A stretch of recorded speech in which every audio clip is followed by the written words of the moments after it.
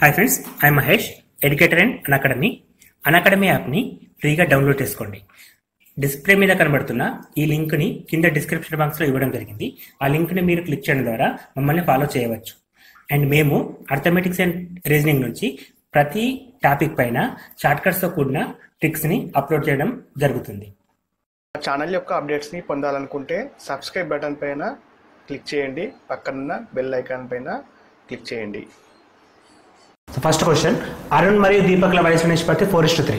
6 సంవత్సరాల తర్వాత అరుణ్ వయసు 26 సంవత్సరాలు అయితే దీపక్ ప్రస్తుత వయసు ఎంత? At present the ratio between the ages of the Arun and Deepak is 4:3. After 6 years Arun's age will be 26 years. What is the present age of Deepak? So 26 years తర్వాత 6 years తర్వాత Arun age 26 years. So 6 years తర్వాత అంటే present ఎంత ఉంటుంది? 26 minus 6 which means 20 years ఉంటుంది. So Arun the present age 20 years. So ఇక్కడ నిష్పత్తి ఇచ్చాడు కదా 4:3 అని. So first one Arun, second one Deepak. So 4 parts అనేది 20కి ఈక్వల్ అయితే 3 parts అనేది ఎంతకి equal? So cross multiplication 3 into 20/4, 4 1s are 4 5s are which is equal to 15 years. So Deepak present age is 15 years. Option B అనేది కరెక్ట్. సో చాలా చిన్న topic అండి ఇది, కాకపోతే కన్ఫ్యూజింగ్గా ఉంటుంది. సో బేసిక్ లెవెల్ క్వశ్చన్స్ కాబట్టి ఈజీగా ఉంటాయి, కొంచెం హైయర్ లెవెల్కి వెళ్ళినా కొద్దిగా కన్ఫ్యూజింగ్గా ఉంటాయి. సో మనకి ఎప్పుడైనా సరే ప్రజెంట్ ఏజా తర్వాత ఏజా ఏది అడుగుతున్నాడో దాన్ని మాత్రమే ఫైండ్ అవుట్ చేయాల్సి వస్తుంది. సో ఏది అడుగుతా మనం తీసుకొని ఫైండ్ అవుట్ చేయాలి. రాహుల్ కన్నా సచిన్ 7 సంవత్సరాలు చిన్నవాడు. వారి వయసుల నిష్పత్తి 7:9 అయితే సచిన్ వయసు ఎంత? సో రాహుల్ కన్నా సచిన్ 7 years డిఫరెంట్. అంటే యాక్చువల్గా వాళ్ళిద్దరి మధ్య డిఫరెన్స్ ఎంత ఉందంటే 7 years ఉందండి. సో వాళ్ళు ఎవరు పెద్దవాళ్ళంటే రాహుల్ కన్నా సచిన్ 7 సంవత్సరాలు చిన్నవారంటే సో రాహుల్ పెద్దవాడు. వారి వయసుల నిష్పత్తి 7:9. 7:9 ఇచ్చాడు. సో సచిన్ ప్రజెంట్ ఏజ్ ఎంత అని అడుగుతున్నాడు. సో సచిన్ ప్రజెంట్ ఏజ్ అంటే ఇక్కడ చూడండి ఒకసారి క్లియర్గా, ఇది 7x అవుతే ఇది 9x అవుతుంది. అంటే నిష్పత్తి నుంచి బయటకు వస్తే నంబర్ తీసుకోవచ్చు మనం. సో ద డిఫరెన్స్ అనేది 7 years which means 9x minus 7x equal to 7. So 2x equal to 7, x equal to మనకి 3.5 వస్తుంది. సో ఇక్కడ మనం ఫైండ్ అవుట్ చేయాల్సింది ఏంటంటే సచిన్ ఏజ్. సచిన్ అంటే first person. So first person అంటే 7 అండి. 7 into x కదా, 7 into 3.5. సో 7 into 3.5 అంటే 24.5. 7 3 is 21 into ప్లస్ 3.5 అంటే 24.5. ఆప్షన్ డి తీసుకుంటాను. నెక్స్ట్ క్వశ్చన్, A, B, Cల మొత్తం వయసు 75 సంవత్సరాలు. వారి వయసుల మధ్య నిష్పత్తి 7:5:3 అయితే సి వయసు ఎంత? సో క్లియర్గా ఉంది క్వశ్చన్. నిష్పత్తి నుంచి బయటకు వస్తే 7x 5x 3x తీసుకోవాలి. మొత్తం అనేది 75 years. సో మొత్తం కాబట్టి యాడ్ చేసుకుంటే అయిపోతుంది 75 years. సో క్లియర్గా 7 + 5 12, 12 + 5 15x = 75. So which means x = 5 వస్తుంది.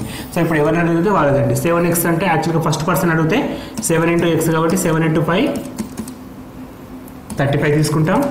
Second person 25 and last person 3 into 5 15 years. ఇక్కడ అడిగింది సి కాబట్టి 15 years సరిపోతుంది. సో ఎవరు అడిగితే వారి డిఫరెన్స్ కూడా ఫైండ్ అవుట్ చేయొచ్చు. అంటే పెద్దవారికి చిన్నవారికి మధ్య భేదం అడిగితే కూడా ఈ క్వశ్చన్ నుంచి మనం సాల్వ్ చేయొచ్చు. సో అదే విధంగా చేస్తాం.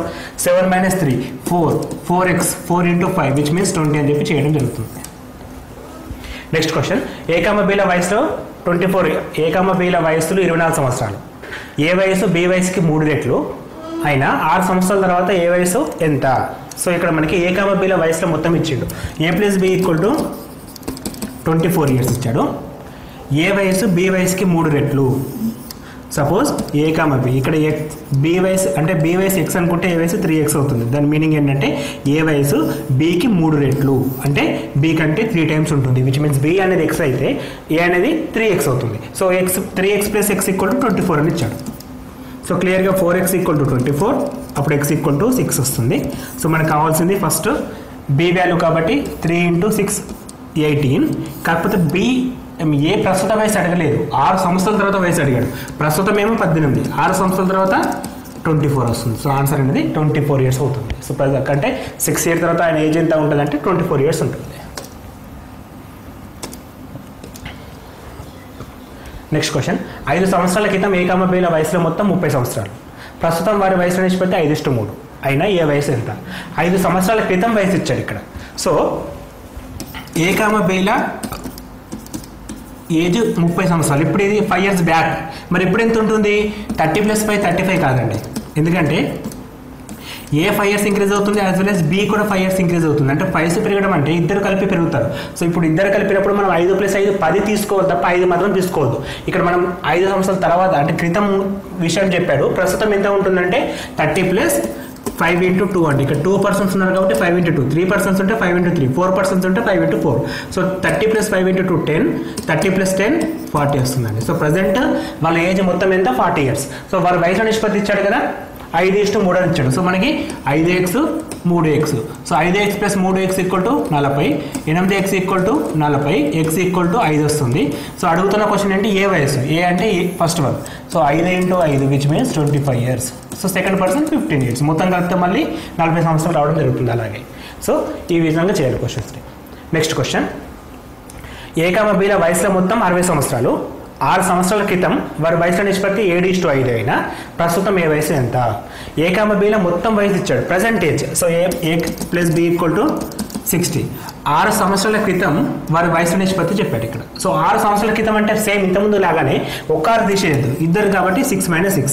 అదర్వైజ్ 6 - 6 × 2 కూడా తీసుకోవచ్చు మనం. So 60 - 12 which is equal 48. So అంటే మనకి 6 సంవత్సరాల క్రితం వారి ఇద్దరి వయసులో మొత్తం ఎంత?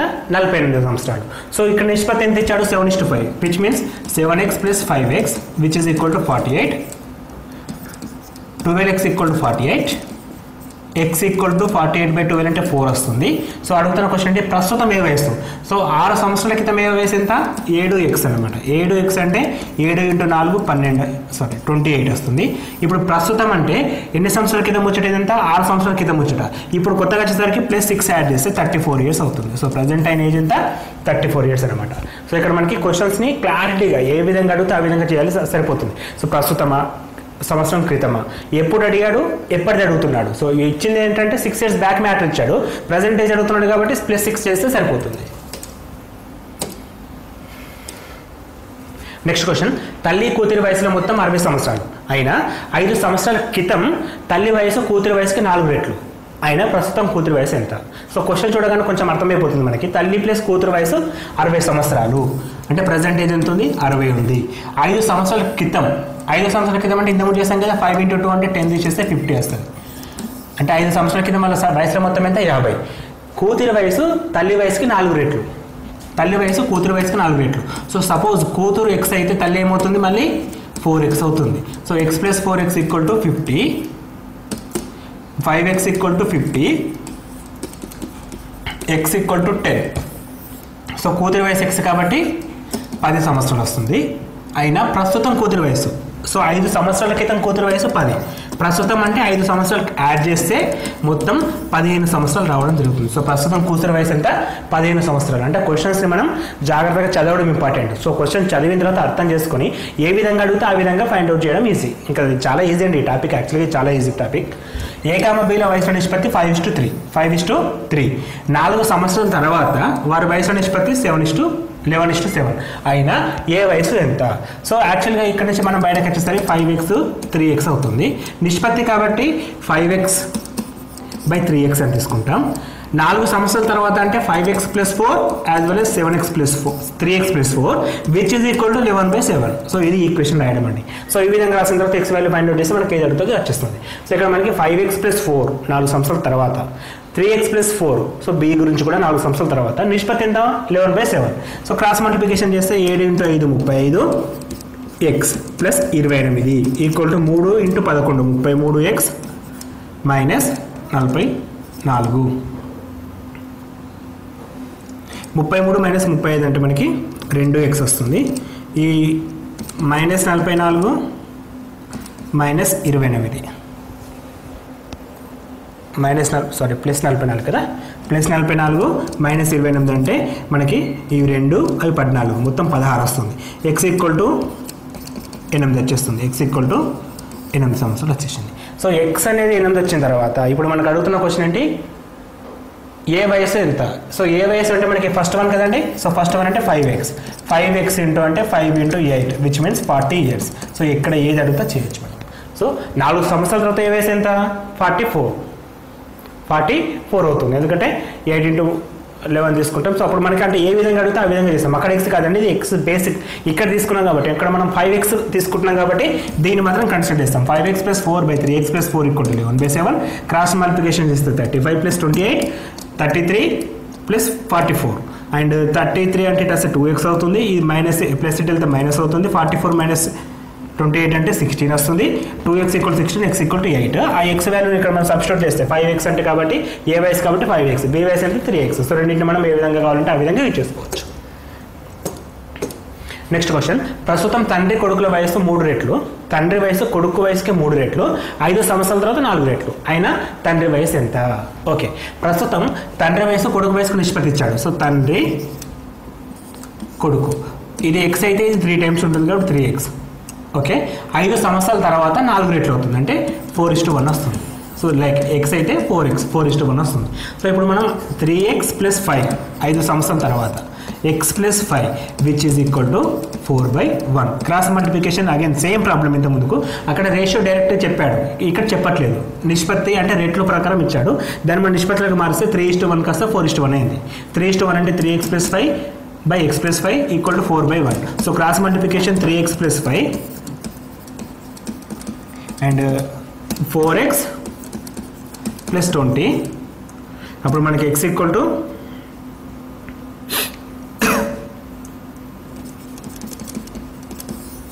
-15 వచ్చేసింది. సో x = 15 వస్తే తండ్రి వయసు ఎంత అవుతుంది? 3x కాబట్టి 3 × 15 which is equal to 45. So present age of father is 45 years. So మనకి క్వశ్చన్స్ని ఈ విధంగా ఐడెంటిఫై చేయడం ఈజీ. 5 సంవత్సరాల తర్వాత 5 సంవత్సరాల క్రితం ఏ విధంగా అడుగుతాయి, అక్కడ మనకి క్రితం ఇచ్చాడు కాబట్టి తండ్రి వయసు కొడుకు వయసు తీసుకున్నాం. So present age of father is 45 years వస్తుంది. సో x = 15 వచ్చింది కాబట్టి మనకి ఓవరాల్గా 45 రావడం జరుగుతుంది. సో నెక్స్ట్ మెథడ్, A, Bల వయసులో మొత్తం B, Cల వయసులో మొత్తం కన్నా 12 సంవత్సరాలు ఎక్కువ అయినా ఏ వయసు C వయసు కన్నా ఎంత ఎక్కువ?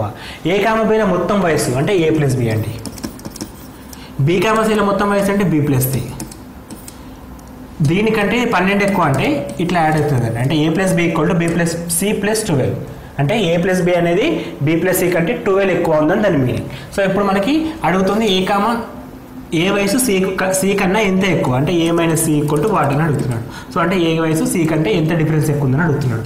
So BB get cancel, remaining A - C = 12. Direct కావాల్సిన ఆన్సర్ వచ్చేసింది. అంటే మనకి ఇక్కడ ఈక్వేషన్ ఫార్మ్ చేయడం ఇంపార్టెంట్. ఈక్వేషన్ వచ్చిందంటే very very simple.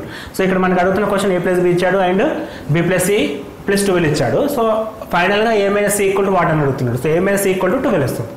Next question, 10 సంవత్సరాల తర్వాత ఏ వయసు 10 సంవత్సరాల క్రితం B వయసుకి రెట్టింపు అయినా మరియు A, Bల వయసుల మధ్య భేదం 15 అయినా B వయసు ఎంత? 10 సంవత్సరాల తర్వాత ఏ వయసు 10 సంవత్సరాల క్రితం B వయసుకు రెట్టింపు. సో 10 సంవత్సరాల తర్వాత అంటే 10 + x అండి, 10 + x. 10 సంవత్సరాల క్రితం అంటే 10 - xకి రెట్టింపు. 10 + x = 2 × 10 - x. 10 + x = 2 × 10 - x and A, Bల వయసులో భేదం ఎంత? 15 ఇస్తున్నాడు. సో యాక్చువల్గా ఇంకో రకం కూడా చేయొచ్చు అండి. ఇక్కడ A, B రెండు ఉన్నాయి కాబట్టి ఇద్దరు వయసును డిఫరెంట్గా తీసుకుందాం. ఇలా కాకుండా ఇప్పుడు సింపుల్గా B వయసుని మనం x అనుకుంటే, A వయసుని y అనుకుంటే, సో ఏ వయసు అంటే మధ్య భేదం కాబట్టి x - y = 15, x - y = 15, 10x 10 + x = 2 × 10 - y. So మనకి 10 సంవత్సరాల తర్వాత ఏ వయసు 10 సంవత్సరాల క్రితం అంటే y - 10 కదా. So y - 10 × 2. సో ఇక్కడ మనకి 10 + x which is equal to 2y - 20. So clearly x - 2y which is equal to 20 - 10 అంటే -30. ఓకే, నెక్స్ట్ ఇక్కడ ఫస్ట్ ఈక్వేషన్ x - y = 15.